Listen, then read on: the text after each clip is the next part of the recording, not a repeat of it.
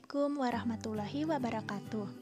Halo adik-adik, kami dari kelompok 2 yang beranggotakan Nur Aliasin dengan NIM 1902101010112, Nur Afifah Ermawati dengan NIM 1902101011048, dan Imanul Umar Hawari dengan NIM 1902101011064.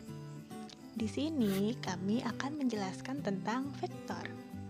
Wah, pasti udah nggak sabar nih. Hai Zidan. Halo Yasmin. Apa kamu tahu apa itu vektor? Tahu dong, jadi gini.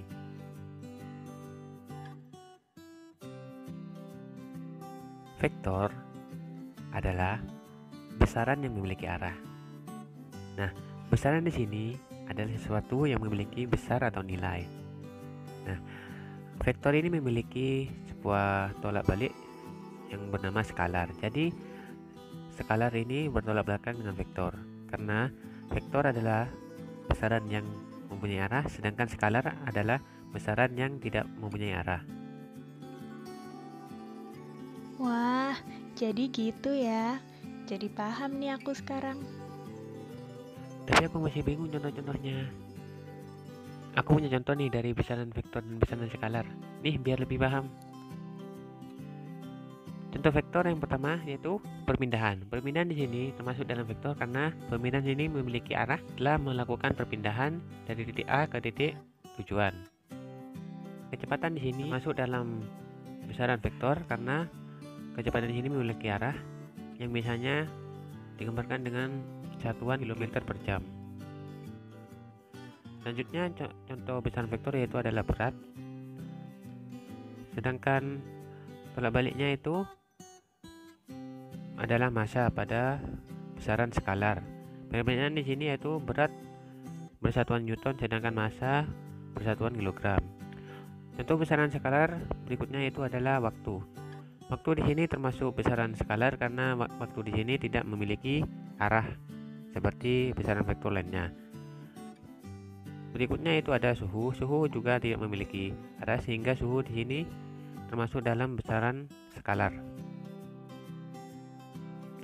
Oh, jadi itu ya contoh-contoh dari besaran vektor dan besaran skalar. Terima kasih ya. Oke, sama-sama. Tapi aku belum tahu gimana cara penulisannya. Aku juga kurang paham nih. Oke teman-teman, jadi gini cara penulisannya. Jadi, ada 3 cara penulisan vektor. Yang pertama, menggunakan satu huruf kecil dicetak tebal, jika menggunakan huruf cetak. Lalu yang kedua, menggunakan satu huruf kecil dengan tanda anak panah di atasnya. Lalu yang ketiga, menggunakan 2 huruf kapital dengan tanda anak panah di atasnya. Yang depan menunjukkan pangkal dan yang belakang menunjukkan ujung. Wah, jadi gitu ya cara penulisannya. Ada juga loh yang disebut komponen vektor. Pada tahu nggak nih? Wah, apa aja komponen dari vektor ini?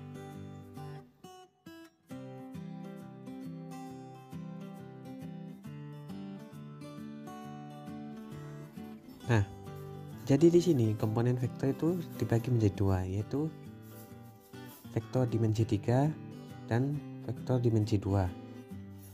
Nah, untuk vektor dimensi 2 itu sendiri merupakan setiap vektor yang mempunyai 2 komponen, yaitu komponen horizontal dan komponen vertikal. Jadi vektor dimensi 2 di sini hanya memiliki 2 komponen.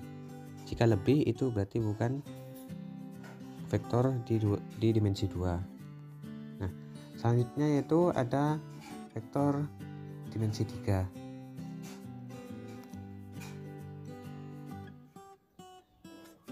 Pada vektor dimensi 3 ini merupakan setiap vektor yang mempunyai 3 komponen, yaitu pada sumbu X, pada sumbu Y, dan pada sumbu Z.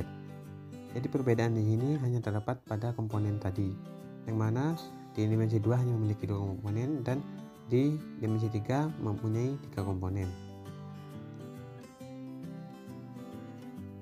Oh, jadi itu komponen dari vektor ya? Bener banget. Ada hal baru apa lagi nih terkait vektor? Udah pada tahu tentang vektor posisi belum? Jadi vektor posisi A, B merupakan suatu vektor dengan pangkal O 0,0 dan titik ujungnya adalah A yang merupakan vektor posisi bagi titik A. Jadi vektor posisi di sini kuncinya adalah terletak pada titik pangkalnya, yaitu yang dikatakan vektor posisi adalah yang berpangkal di 0,0. Jadi jika tidak berpangkal di 0,0 itu bukan vektor posisi. Jadi metrik vektor posisi dapat tulis seperti berikut: A dikurangi 0, B kurangi 0, dan C kurangi 0, sehingga hasilnya hanya terdapat A, B, C.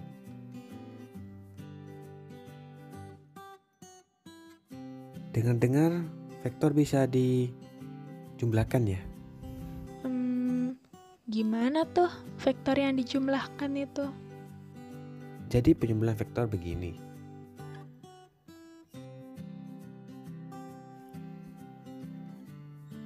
Untuk menjumlahkan dua vektor, misalkan vektor A dan vektor B, dilakukan dengan menggeser vektor B sedemikian hingga pangkalnya berhimpit dengan titik ujung vektor A.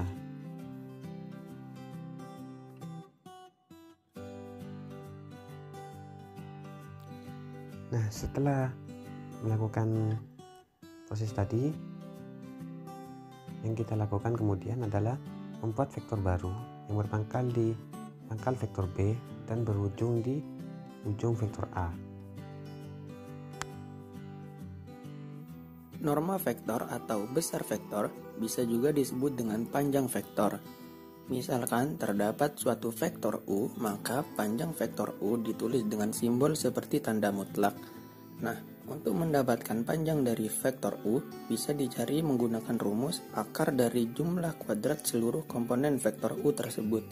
Nah, jika vektor U adalah vektor di ruang 2 dimensi yang memiliki komponen terhadap sumbu X itu A dan terhadap sumbu Y itu B, maka panjang dari vektor U adalah akar dari A kuadrat ditambah B kuadrat.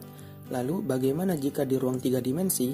Ya sama saja, tinggal kita masukkan komponen terhadap sumbu Z ke rumus yang tadi, sehingga menjadi akar dari A kuadrat ditambah B kuadrat ditambah C kuadrat, dengan C merupakan komponen terhadap sumbu Z.